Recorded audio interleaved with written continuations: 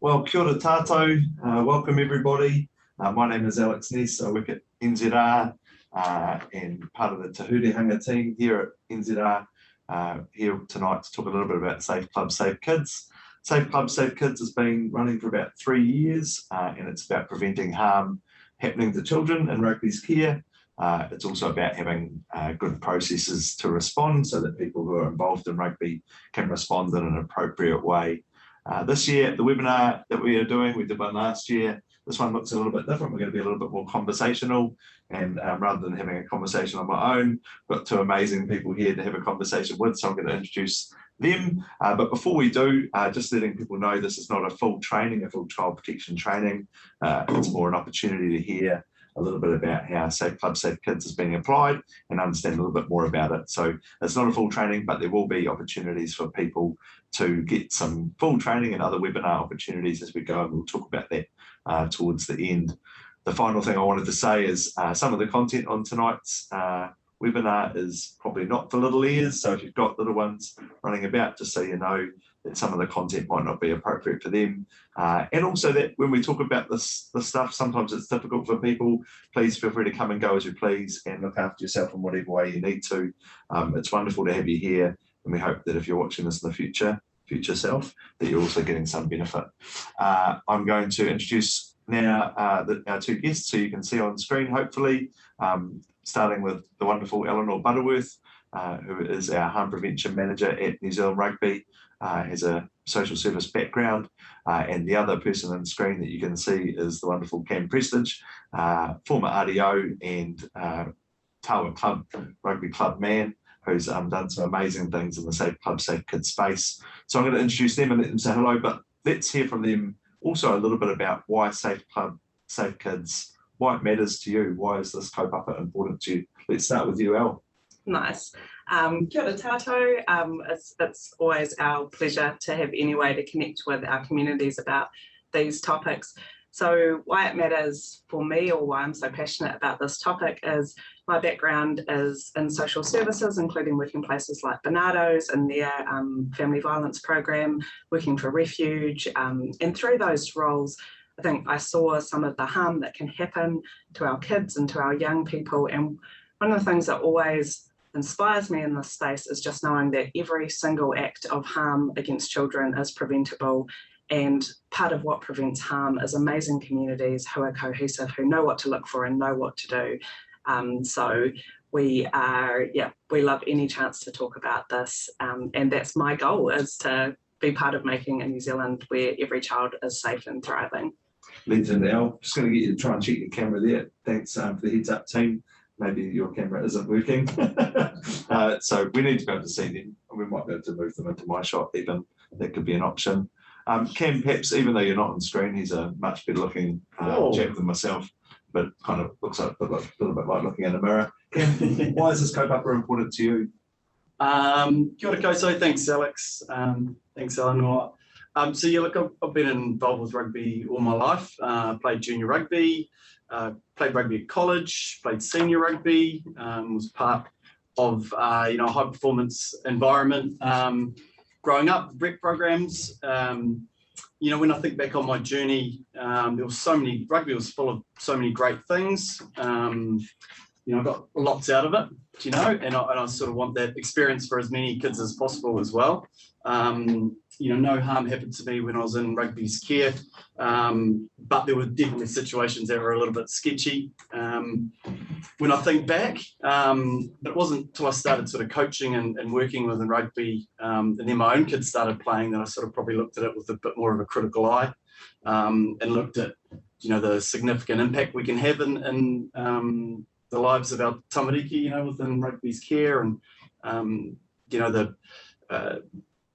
the impact as well of, on creating awesome environments for these kids to come in that are safe and inclusive, and to make them lifelong lovers of sport and rugby.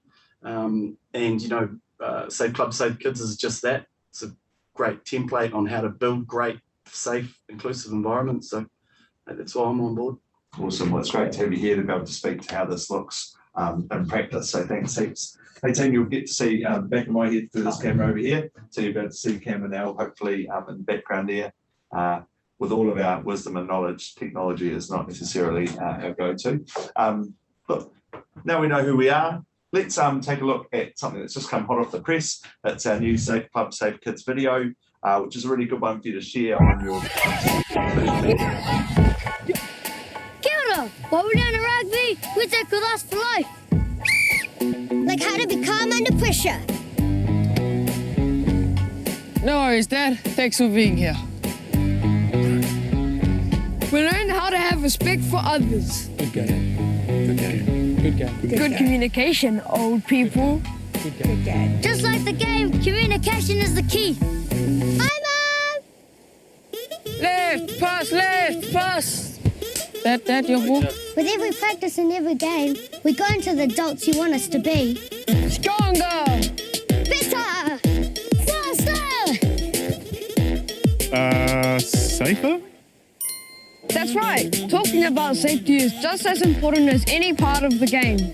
I've got safety! Not that kind of safety. Don't worry, we'll coach you through it. And we have a few mates to help us out. Phil! You're awesome, man! Child safety starts with the basic drills. But it goes beyond that. It's about how we treat them too. He tio, he huka, he hauhu, he hei, mauri ora. When we see something that's not right, we speak up as kaitiaki for our tamariki. Just like the harakeke plant looks after the new leaves, we shelter our tamariki from harm.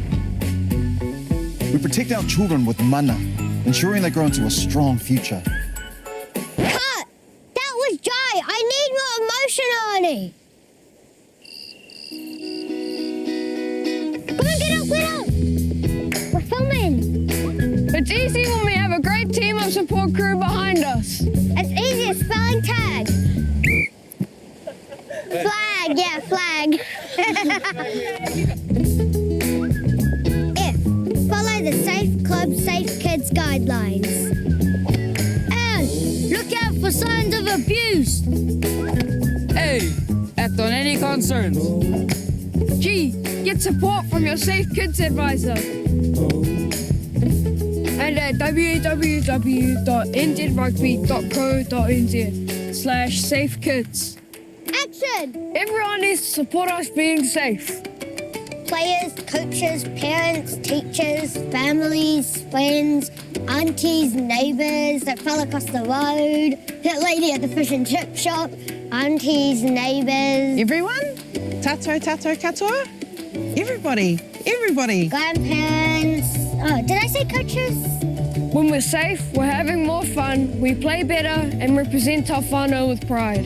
Kia kai te whānau, ka tu e kai tā ki mō mātou te inga whakatipu.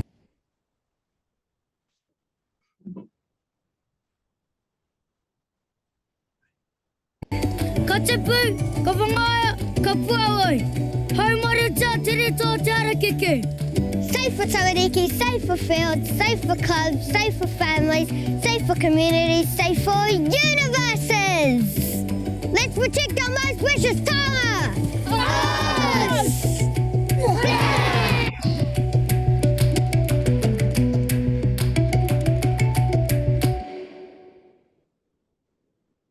Hi, Mom. I'm the director. I'm sitting on a chair now my butt's wet. Hopefully you recognise some of the legends of our community game who supported the development of that video and the amazing talented kids who brought it to life. Yeah, awesome. Thanks, team. So tonight we're going to explore the principles of the Safe Club, Safe Kids program, which is FLAG, and hopefully see some people commenting on the video. That's awesome. It is an amazing video. FLAG, so follow F for follow the Safe Club, Safe Kids guidelines. They're about preventing harm to children. L being look out for the signs of abuse. A, act on any concerns. Where do you go for help and what resources are there out there? And finally, G, get support. Who are our Safe Kids advisors, who are formerly called Child Protection Advisors. But before we do that, we're going to spend some time defining harm. Al, I'm going to pass to you as our expert in that space. It's important that we're clear on what we're talking about. Can you tell us, when we talk about harm, child harm, what are we talking about? Yeah, thanks, Alex. So when we talk about child harm, it's an umbrella term and it covers all the different types of abuse that our law spells out for us. So I'm going to really quickly take us through these. I'm not going to try and spend too long on them because they are a little bit grueling to have me sort of reading out types of harm. But on our website, we've got sort of brief versions of the policies. We've got travel guidelines, different resources, so you can go and have a bit more of an in-depth read as well. But I guess the one that we are most aware of is physical harm. So the law in New Zealand talks about physical harm as being some of those things that we would expect it to be, the hitting, beating, biting, burning, any of those sorts of things. We also have, the law also covers things like strangulation, which might sound really far out there, but actually is more common than we would like to think in New Zealand. There's something additional in our law is physical abuse. It might be a deliberate thing that is inflicted by an adult, but it also might be something that is unintentional, but a result of an adult's action. So for example, if we think of shaking a baby, the intention might not be to inflict harm, but the adult's behaviour has caused harm to their child. In New Zealand as well, we also talk about, our law recognises that exposing children to physical abuse or to witnessing physical abuse is considered harm to that child. And that's because of the emotional damage that that can do to our young people as well. So if we think about this in terms of sport, what we might see might be forcing training on injuries.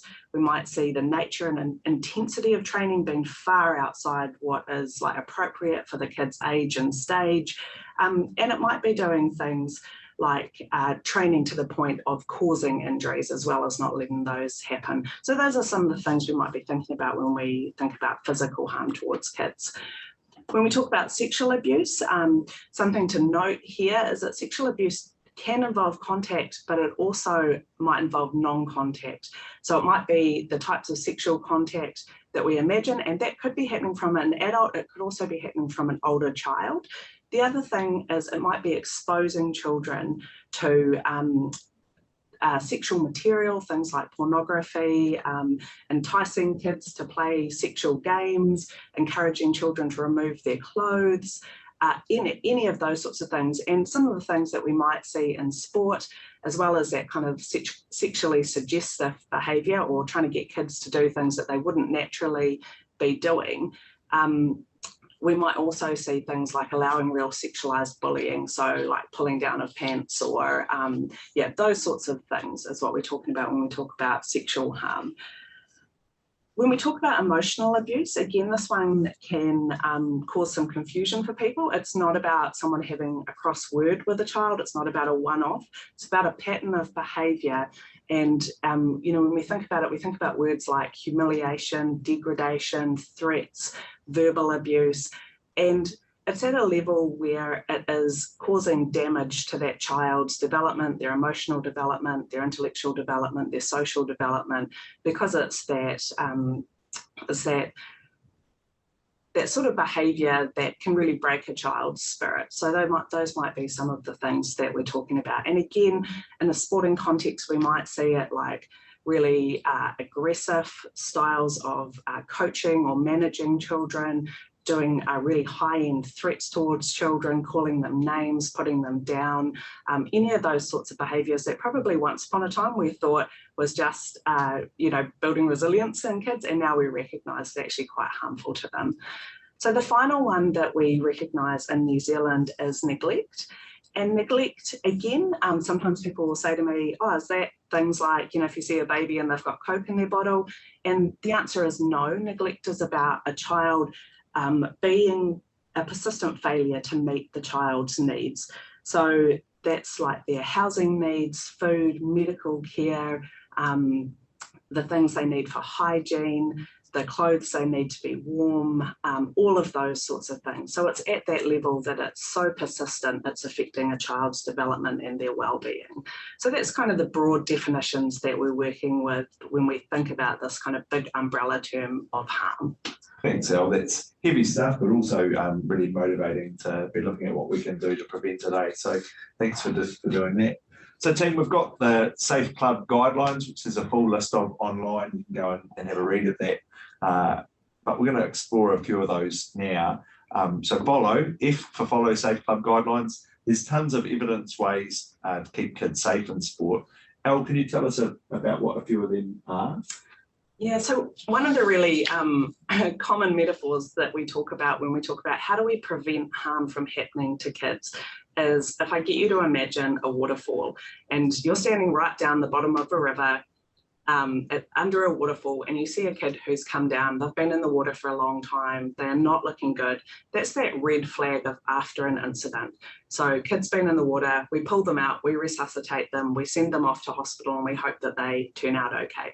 So that's that ambulance at the bottom of the cliff model, and that is where we find out after harm has been going on for a long time. We hear about it because the police call us and want to talk to our club about something that's happened to kids or might have been happening for a long time. So that's that after an incident.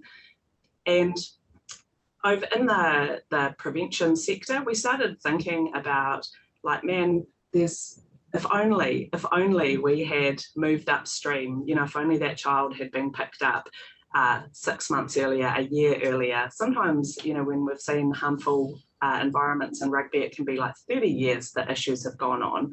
So there are always early warning signs. So instead of being the ambulance at the bottom of the cliff, imagine if we had someone upstream looking out for kids and chucking a life ring in when we saw kids were in trouble where they were first in the water. And then even better than that, wouldn't it be awesome if there was a fence at the top of the cliff that stopped kids from falling in that river in the first place? And that's about how we set up our environment. So we know that if we set up an amazing environment where kids are treated with respect and adults model that respectful behaviour, where we have really good sidelines, where we encourage kids to have a voice in our clubs, where we do things like police vetting, some of the balance is better that you guys have seen. We don't think about that stuff often as prevention, but that's what prevents harm from happening to kids in our environment. If we move down the river, if you set up a culture in your club where people speak up, where it's okay to ask questions, it's okay to remind people about your Safe Club, Safe Kids guidelines. I remember talking to a club who had been through a child abuse trial, and they were saying that after they went through the trial, people in the club got really comfortable with saying, oh, just reminding you, like, you know, we follow the rule of two, like we always supervise in pairs in changing rooms. So they got really comfortable having those conversations with each other. And then after an incident, it's about us being able to debrief properly. It's about ensuring that any concerns go to the right places, get investigated properly, all of those sorts of things.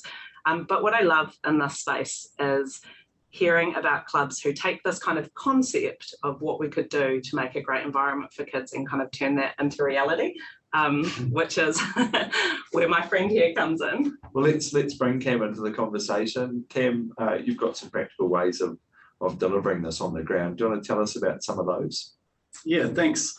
Look, first of all, I'll start with saying that all clubs are at different stages, they're all different sizes, you know, have different sort of amounts of resources to hand, whether that's human or financial. So I could talk about what we did, and I think some of it's really practical for all clubs, but there's lots of cool resources out there to support bigger clubs or smaller clubs as well. So when we started our journey at Tawa, there wasn't any really sort of big red flags that were happening. It was more that there was a bit of a disconnect within our sort of club between sort of, you know, the club administration and then the families and the coaches and the kids as well. Although the culture was pretty good, or there was a fairly good environment, not everyone across the board was having a good time, you know, and so the first sort of question was, you know, how can we connect back into our community and figure out what their needs are, so then we can build a really good culture and environment that everyone feels safe and inclusive in. So we started doing things like having club days, you know, pre-season days for the first time when multiple teams were involved, and It was a good opportunity for committee members to get out and speak with, the parents and caregivers of the kids, and then speak to the kids themselves about what they're enjoying about the club and what they're struggling with. And one of the big things was, coaches would get given their kit bag at the start of the year with a small blokes course, which was good, but it was sort of a one touch, and then be like, well, please bring your kit bag with everything in it at the end of the year. We'll see you at the end. Hope everything goes well. More times than not, coaches were struggling. Some were okay about setting environments up, but a lot weren't. They didn't really know how to communicate with their kids and their families, and really struggled asking for support. So that was probably the biggest thing. We needed to look at how do we create those connections between all the different people in our community, so that there's really open flow of communication and everyone's getting what they need, and it's safe and it's inclusive. And around that time, though, when this happened, the child protection policy, we adopted ours. The Wellington Rugby Union sent out some communications via New Zealand Rugby Union saying, all clubs need to have a child protection policy, and that probably made us look really inward of actually, is our environment safe, and what was going on here for us as administrators, as a committee member. So we had to really take some real intentional steps to make sure that our environment was safe, and that everyone was getting what they needed. So after we'd programmed those events, and we had coaches and managers meeting where they could feed back, a couple of times a year. We made it compulsory for teams, well, not compulsory, but we wanted teams to have coaches and managers, so there was always 2 adults definitely there. Things like educating coaches on having charters, having team charters. We created our own club set of values, which was based around the New Zealand Rugby way, Te Ara Rangatira. And then we built up that, and that was sort of the basis of us creating an environment that everyone sort of knew what was expected of them, and how we could uphold that ourselves and role model that as committee members, as coaches, as parents. And so also supporting the coaches on the how to coach, the language that they should be using, age appropriate skills and drills, and and also what was important, make sure that it was development over results and all that sort of thing, all the education that we probably had taken for granted, that we thought everyone knew, but not everyone did. So it's always a work in progress for us. It's not something that's that we've done once, we've created these values and we've got a child protection policy. It's something that's in a conversation and discussion that needs to happen every year. Like all clubs, we've got kids moving on because they've played their junior experience, they're off to college, or they've gone off to play another sport, so the parents and the coaches leave with them. So we've always got new people coming into our environment. So it's always a conversation we're having as a committee, as coaches and teams. Awesome. Thanks, Kim. You mentioned the rule of 2, and that's an important safe clubs, safe kids principle. Can you tell us a little bit about what that is, the rule of 2? Yes, the rule of 2 is making sure that there's always sort of 2 adults in an environment. There's multiple reasons why, but mainly for the sort of safety of both the adults and the children.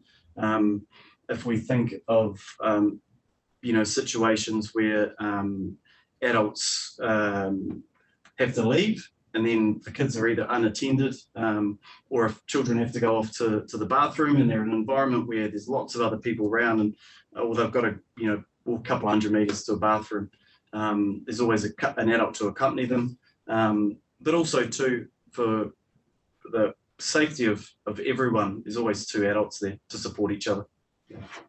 Nice one. And one of the things that I'll just add with that rule of 2, so it's getting used to that idea that if you're in changing rooms or doing bed checks or doing anything like that, you're always doing it with another adult. But also that's just as important online. So as you are coaching sort of older kids, where you might be contacting them by email, or you might have Facebook groups, it's like keeping all of that stuff group-based, keeping caregivers CC'd in, or however you're doing that communication. So it's like rule of 2, both in the club when you're traveling, but also online as well. Yeah. Nice. So there's lots in there. You talked about making sure environments aren't like you say, drop and go, or that you're involving parents at every step along the way. Each team, making sure the trainings are group based and setting up the culture at the beginning and talking about that. Is there anything else that practical that you used at Tawa that seems to have worked to make sure that parents feel involved and that they can support the coach and not leave them out their own?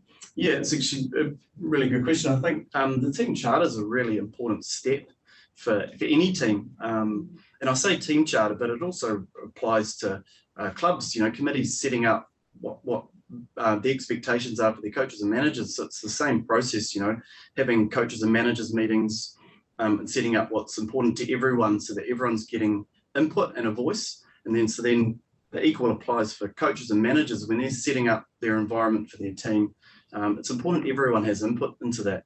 There's that saying that no coach is an island. And the reason why that is because as a coach, you're an adult, you don't know what all your kids want. And the families are equally as important. Everyone's got different expectations. And if you don't set those really early on, it can lead to difficult discussions later, in the season, and when no one wants to support what you're doing because they had no buy-in or they had no input. And it might not be what the kids want. And that's really helpful as a coach. If you can connect with them, build relationships with your players, then they're more likely to listen when you're trying to teach them something. It's sort of the basis of any good learning environment, One of the stories that I really made me laugh when we were talking about some of this, and it came from a different club. But, Cam, you often talk about the importance of just knowing who's around and who can help you. What are the skills that your parents have got? And I think we heard a story about a coach who, sort of last person standing, put his hand up to coach, really didn't know what he was doing, turned up to the first practice and had an ex-super player as a parent on the sides. So if we know a little bit about our parents, you're going to have parents in your teams who are in social work, in education, in sport, have played, in the way that you have. So you can help backfill any skills that you don't have, which is a really cool thing to do. And having a connected community is one of those really strong Safe Club, Safe Kids principles. Yeah, so front-ending some of this stuff by having conversations early, focusing on relationships and finding out who's in your club, all good predictive factors for clubs to get into. Yeah, can I just add to that? It's a really common story, that, a parent's volunteered, possibly because they're the last one, and the club sent them an email saying, look, your team can't play this year because there's no coach, so parents volunteered. It's a really good point that I think the expectation on coaches can be a lot, so getting that support and input and making sure that everyone feels that they can help support you as a coach, and as a manager is really, really important. Yeah. So people can often have lots of questions about touch. It's a bit of a touchy subject. The most offensive dad joke you'll hear tonight, I promise. Because it is a contact sport, so it is a little bit touchy. People want to know, what does the Safe Club, Safe Kids guidelines say about touch when it's an inevitable part of coaching, of demonstrating, of being a part of a rugby team, because it's based on touch. Elle, can you talk to us a little bit about that? Yes, I can. So when I first started doing Safe Club, Safe Kids, that was one of the big things. People were like, kids are going to get injured when they might get injured, when they're playing, kids get bruises, that sort of thing. Is that going to put us in the firing line? And the other thing that people worried about was, how am I supposed to teach a contact sport with zero touch? And one of the things that we say, and this is really well backed by some of the research that has come out of places like the UK and the US, is positive touch isn't about zero touch, especially not in a contact sport. But what it's about is that the touch has been used for skill development, that it's there for the child's safety, that it happens with the child or the young person's kind of understanding and permission, and that it's happening in an open environment. So you can set those things up. And Cam's, I'll get you to talk about how you do it, because I think, it's easy for me to talk about it in theory. It's way different when you've got sort of 20 little kids running around and, going into scrums and those sorts of things. But, we sort of talk about how explaining to kids and parents and caregivers, this is a contact sport, we want to make sure that you're safe. I might need to correct your technique. And, if you're not comfortable with that, then you can let me know, you can let your parents know, those sorts of things. And checking, wherever you can, is it okay if I, just readjust your back? Is that okay if I do that? And you'll notice that when you go to the doctor with your kids, now, like I noticed that, it must have been with a niece or a nephew, and the doctor said, you know, can you open your mouth now? I'm going to put this in your mouth now, say, you know, so we've kind of moved to that in other parts of our world as well. But how do you do it in your team? Yeah, look, touch is unavoidable, you know, especially in the tackle grades, you know, and it's critical that you have those opportunities, those teaching opportunities with the kids, and you have to create that technique.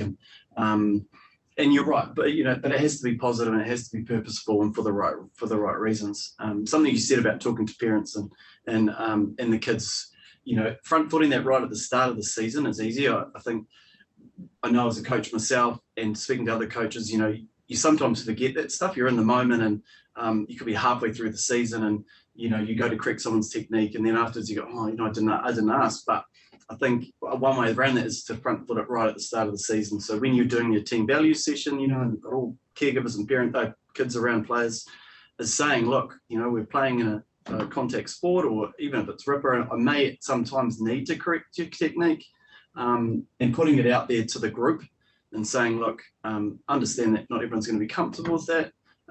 Let me know. You can either let me know privately, you don't have to tell me now. Do you know if that's going to be okay? I'm going to need to do it during the season. I'll try and ask, but I may forget. But if that's a problem, please let me know. Yeah. So I think it's a really important thing to do, is just setting it up right from the start. And everyone then knows what the expectations are.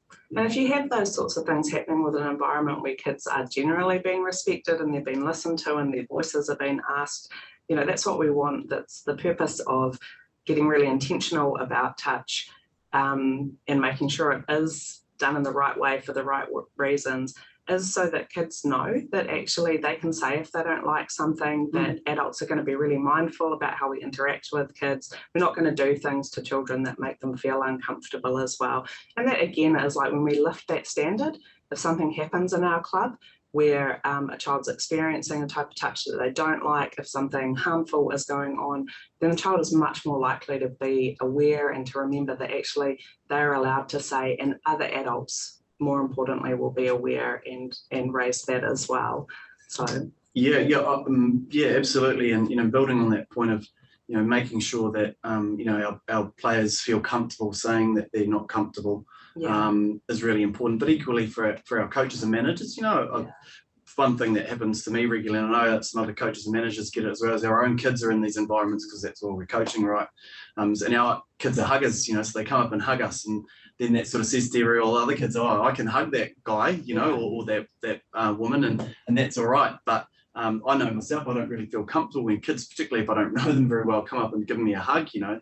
So I think now I know that I can feel comfortable saying, actually, I'm not a hugger, do you know, and setting them up and making sure I'm communicating with the kids. Actually, it makes me feel a bit uncomfortable when you hug me, do you know, and being intentional too. I think one thing I do now is I, you know, do the knuckles, and I start that really early on in the season, and then that's that sign, that's that good touch, that's that positive, you know, high five or knuckles, and that's what's set early, you know. Yeah. I think you can probably be a little more creative with your handshakes there. Yeah. Glad you got the knuckles out. Hey, that's really good stuff. And what it says is that these environments are places where people can bring their issues and their concerns, because you're talking about stuff and you're being intentional. I love that. So, team, you can find a full list of the Safe Club, Safe Kids guidelines on the NZR website under SCSK. So let's move to Al, look out for the signs. What signs do we need to look out for in kids, Al, if we're trying to be aware of what harm might be happening? What are the signs we might look out for or notice? So again, like, you know, what I think is most important is that we're paying attention to the kids in our environment. We're paying attention to our instincts about how kids are doing, any changes with them, because a lot of the signs of abuse can be subtle, especially if you're a coach and you might just be seeing someone in passing. But I'll run over a few of these now. So when we talk about physical signs, you know, you might be looking for those more obvious things like bruises, welts, cuts, abrasions, looking out for injuries to faces, ears, hands, stomachs. You know, there's certain places where it's more common that the injuries will be non-accidental. It might be things like that there's injuries that the story is really vague, or the story doesn't feel like it adds up. It might be that there has been multiple sort of things like fractures which are healing at different times. So there might be some of those sorts of things. What I usually talk about is paying attention to sort of clusters of signs in kids. When we talk about things like sexual harm, you know, there's a lot of signs that you wouldn't necessarily see in rugby, sort of a lot of medical signs and, you know, or that a teacher might see, but in your role as a coach or a club administrator. But some of what we might see in terms of sexual behaviour might be that children have sort of a knowledge that's sort of beyond their years. They can use language in a way that that might be surprising. Like you think, gosh, you know, I can't believe an 8-year-old knows what that term is. We might see some concerning sexual behaviour in young people as well. So children are really naturally curious, and so say 2 5-year-olds wanting to have a look at what's in each other's pants is like, that's pretty normal behaviour. And the things that we help us know that it's that normal sort of curiosity that kids show is that spontaneity. So kids just sort of do that. When you correct it and say, hey, remember, you know, we keep our pants up at rugby, they kind of pull their pants up and carry on with what they're doing. Whereas when kids have got more concerning sexual behaviour, what we might see is we might see sort of force, we might see coercion, we might see secrecy. And again, the reason why we respond to that is not just because of the risk to other children in the environment, but also that's a worry for us with that young person as well. So we know that when we talk about things like neglect, again, you know, we're talking about a persistent failure to meet a child's needs. So you might be seeing kids who are extremely unkempt and unwashed. It's not about missing a bath for a few days. It might be that, you know, really, really ingrained sort of like matted hair, like lice that is causing, you know, sores, those sorts of things. Might be kids who are malnourished. It might be injuries going untreated, sores that aren't clearing up. It might be like children have really low awareness of sort of hygiene and practices like that as well. For emotional abuse, and again, you know, one of the things we know about abuse is if a child's experiencing sexual abuse, physical abuse, neglect, they're also experiencing emotional abuse. And for any type of abuse, kids, we might see the signs, but kids might show us with their behaviour. So some of the things that we might see for a child experiencing different types of abuse is we might see those really strong fight and flight and freeze responses. So children who are really excessively aggressive, children who get really, really upset easily, children who are withdrawn or anxious, seeing big changes in people's behaviour, when kids are really self-destructive, again, things like the sexual knowledge beyond their years.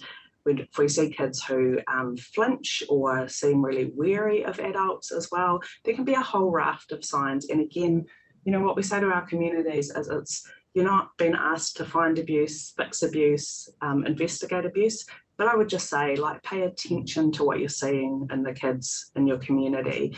And if you've got any concerns, you can actually phone people and get advice and explain what you're seeing, and they can help you know whether or not that's a sign that we should be really worried about, or if it's sort of developmentally, you know, might be more usual. Oh, so we might see it's a combination of those things, and that might raise our concerns too. And if we see more than one thing, that might be worth talking to someone about, like you're saying. We'll talk about who you might talk to in a little bit.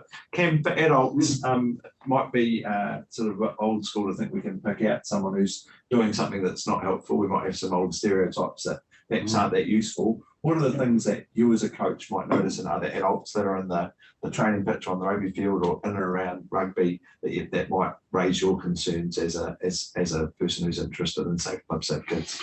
Yeah, absolutely. I think you know, that real threatening behaviour towards children, I think, is probably the first one off the bat.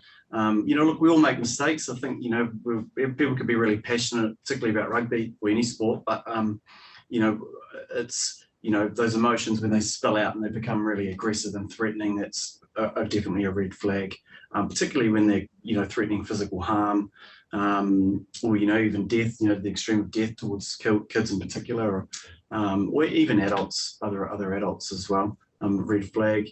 You know, alcohol, drug addictions, do you know that are affecting, you know, adults functioning, do you know, and caring for their children effectively. The humiliation of kids, get that word out, yeah, you know, I think that degrading children, you know, really deeply, particularly to try and get them to do things that they want them to do, you know, is a red flag, you know. Again, you know, it's sort of a cluster of these things as well. You know, extremely, you know, unrealistic expectations of kids and their abilities, you know, expecting them to be Black Ferns or All Blacks straight away, you know, and putting them on and forcing them to overtrain or lose weight, you know, through excessive weight loss and programs and playing kids on injuries, you know, when they've got a known injury or even a suspected thing, especially things like concussion, you know, playing kids there, that's, we don't want to see any of that. You know, eroding the boundaries of kids, you know, getting in their space, you know, without asking particularly, you know, when it's not purposeful touch, and then those real nice behaviors. So this one could be a bit tricky, because you know, we as coaches and managers and club people, you know, we're trying to build communities and our connections and relationships, and you know, you want to build trust, and but it's things like, you know, really extravagant gifts, particularly to individual kids, you know, things like money, giving money to individual kids, you know, things like tickling and, you know, again, eroding those sort of personal boundaries. Yeah. Thanks, guys. We're going to move to A now, which is act on concerns.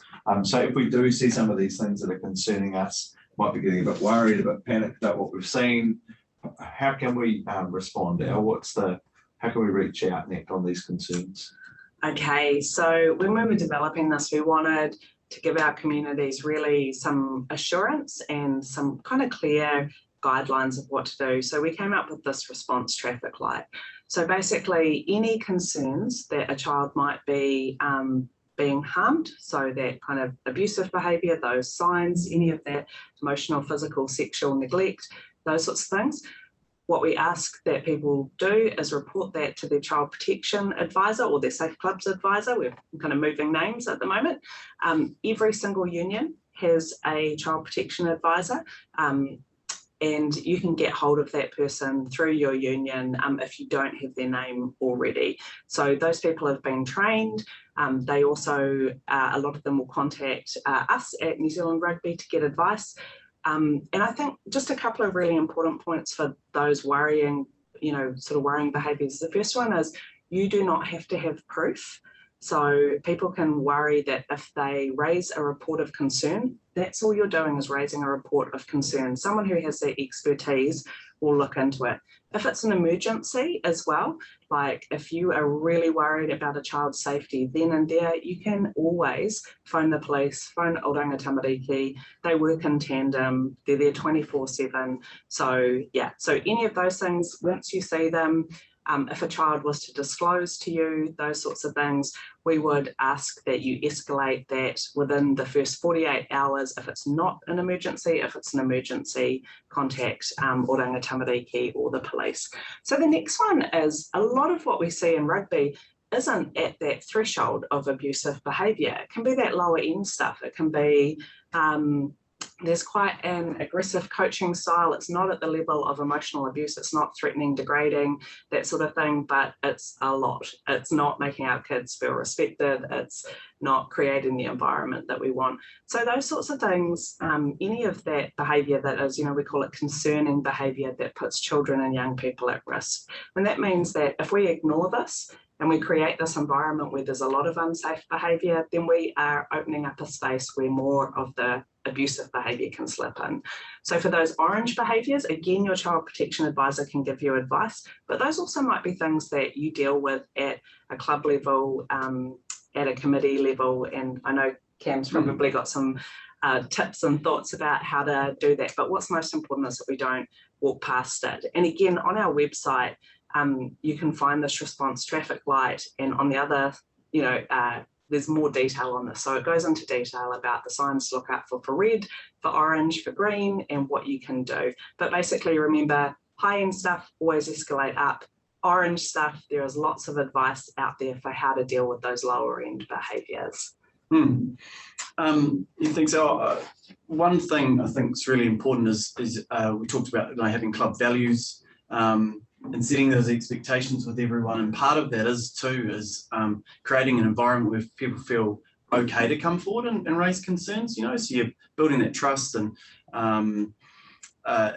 setting what your club's values are and your team's and actually your own personal values.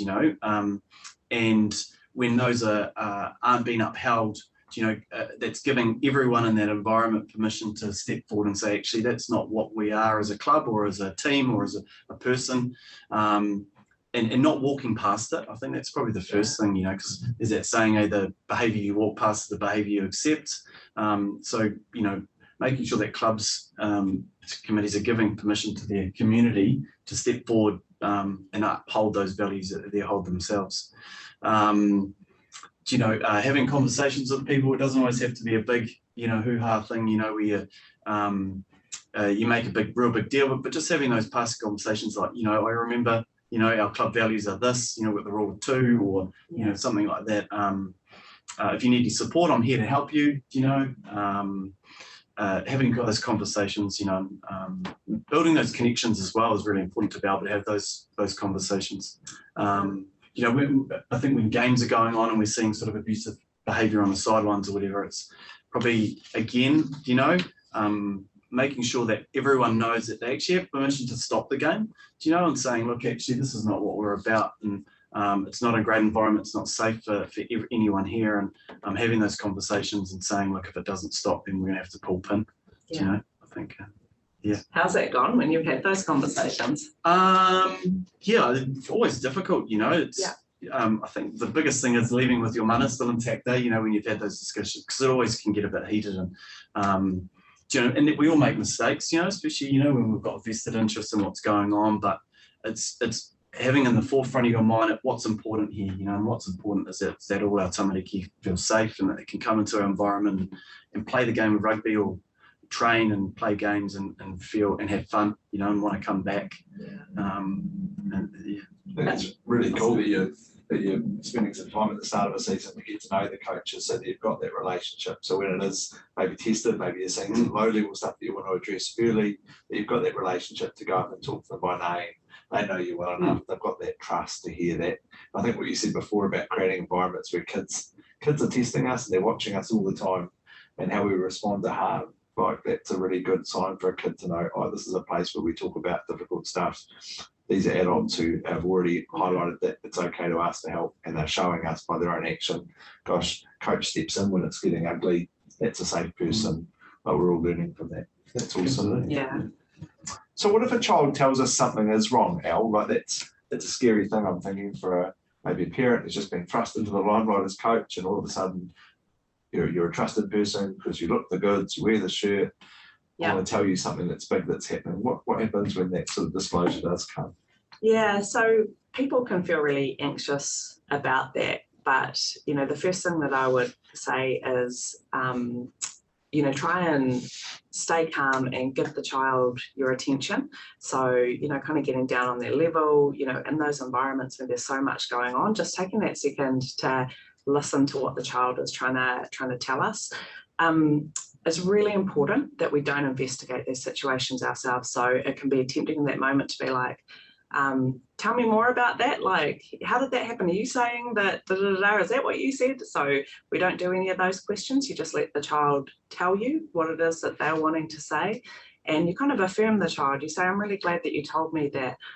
Thank you for telling me that. It was the right thing to do to tell me that. What we don't want to say to kids is things like, I'm going to keep you safe. I can stop this from happening, just because those things might be out of our control. If the child is, often in my experience, when I've had kids disclose, often they will disclose in passing and carry on. So if the child is calm and wants to carry on playing, then that is totally fine. You let them reintegrate back into the team with whatever they're doing. But what you do want to do is, as soon as it's feasible, go and write down word for word on your phone with a piece of paper, whatever it is, exactly what it was that that child said. My experience of getting disclosures from kids is often they word things quite particularly. That's really important. A police officer that I used to know used to say children's minds are like the snow. The more you walk around in it, the muddier it gets. So that was how he explained, like, don't ask kids a lot of questions, and then your job is to escalate that.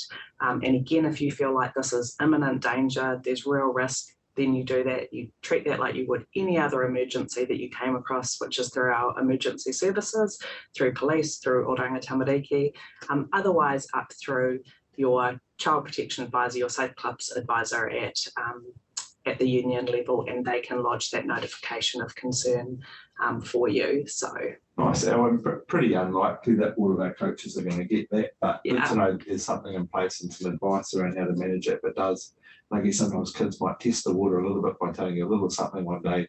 So even when it seems like a small thing, acknowledging, saying, hey, thanks for telling me that. Gosh, that sounded like a hard day at school. Yeah. Whatever it might be, is just setting that tone for this is a safe place to talk. Hey? Absolutely. One of the phrases that I really love that comes out of all the sort of child protection research is adults being askable and tellable. Yeah. So we need our kids to know that they can ask us questions. We need our kids to know that they can tell us things that they need to. And the way we do that is we start with the low end stuff that doesn't matter. And when they know that we listen about that, then they've got a better shot of, when they've got something big that they might feel worried about telling, knowing that they can do that too. It's always good, these conversations, I go away and think, I need to be more patient and more responsive to my own children. I'm sitting here thinking this is really relevant for all of us, not just coaches. Hey, so this is Safe Kids Advisor. We're not calling them child protection advisors anymore. Safe Kids Advisors. What's that role and how do we find out who that is? Okay, so this is moving into our Get Support.